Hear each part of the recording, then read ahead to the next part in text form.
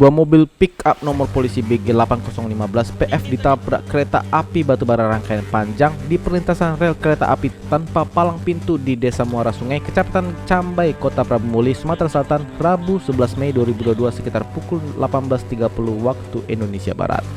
Peristiwa tertabraknya mobil oleh KA Babaranjang sontak membuat warga setempat gempar. Terlebih lagi, usai ditabrak mobil tersebut terseret sekitar 200 meter dan terbakar habis. Tak ada korban jiwa dalam peristiwa ini. Sopir mobil bernama Joni bersama kakaknya yang merupakan warga desa Talang Nangka, Kabupaten Muara Enim selamat dari maut. Informasi yang dihimpun di lapangan, mobil pick-up yang disopiri Joni dari desa hendak menuju Kota Prabumuli. Entah kenapa sesampai di perlintasan kereta api tanpa palang pintu itu, kendaraan roda 4 itu sempat mati mesin. Melihat mobil mati mesin, Joni dan penumpangnya berusaha turun untuk mendorong mobil.